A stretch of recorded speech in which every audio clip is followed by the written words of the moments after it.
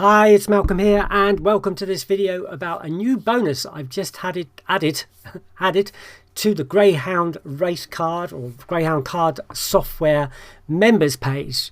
Now, normally we have the full set of information, but I thought I'd cut it down to just ranks, because a lot of us use just ranks when we're trying to figure out which greyhounds to place bets on. And so some of us like Cal, others like QS or QRT, that kind of thing, or you can just do it on the price rank sometimes. So what I've done is I've cut the cards right down so it only shows the ranks of each of the columns, which kind of makes it a little bit easier to have a look at and go past. Now, these are results from yesterday. This information comes in the next day, gives us the results and the ranks. So on the day, you've just got, well, you've got the full cards on the day.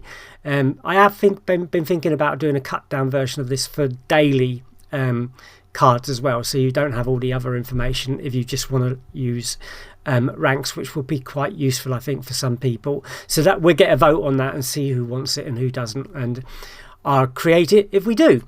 So basically what it does is it gives you a chance to look at doing 1 to 6 Dutches. Now obviously you're not going to get 1 to 6 that make profit, although you do get the odd one. Somebody actually emailed me about this and said, have you noticed that sometimes you can Dutch all 6 runners and make a tiny bit of profit? The issue with that would be that you would need to get them Dutched all at exactly the same time at the exact right price to make that work, which isn't always possible when you're doing Dutching. So the normal is probably 1 to 3, 1 to 4, maybe 1 to 5. Now the way I've done it is I've worked out, hold on a second, let me just change this today. I've worked out roughly what the winnings will be based on a Dutch. Okay, it's probably accurate within a few percent, and it gives you the total Dutch book as well, and it tells you the stake you would have put on each runner, and how much you would have won on each runner if it had been successful. Say this one won, you'd have made 52 pence, but you would have lost, what's that, 36 pence. So 36 from 52 is roughly 16 pence, so somewhere around that price. So, and that's your total Dutch book that you're betting on. And the higher the book, the less profit you will make, because, you know, obviously the prices are really low. So anyway, so you can choose 1 to 3 or 1 to 4. Now, a lot of people like 1 to 4 and they like the cow. Now, you can see here that you can rank these by which column you prefer. So what happens is if you change, that shouldn't say change date, that should say change change these selections, but I will update that. So as you can see here, we've got, now we're ranked by cow, so we've got the first, second, and in this particular case there's 2 chances of winning with the same value. So there's 2 3s there and a 4, so you might not want to be on this race. And here, this side, you've got the results. So there was an actual one of those did win, and you can see that you're in that particular case you've bet 5 out of the 6 runners and still managed to make a profit. And the favourite came in at 1.81, which is why, with the favourite down that low, is part of the reason why that's low. So let's do another race where we've got exactly 4. So 1 2 3 4. This actual race didn't produce a winner, and we show a -1, but I'm showing what the profit could have been if you won. If we go to the next race again, in fact this was all 6, so you wouldn't have made the profit there. A lot of these, you don't often get that, but a lot of these are being repeated at the moment. So let's just find a couple that aren't. 1 2 3 4. So you'd have made £1.30 on that. The favourite wasn't in it. I actually prefer the favourite to be in it, but you can make more profit if the favourite isn't in within that selections. So we could do the same with 3s. So we cut back down to 3s or even 2s.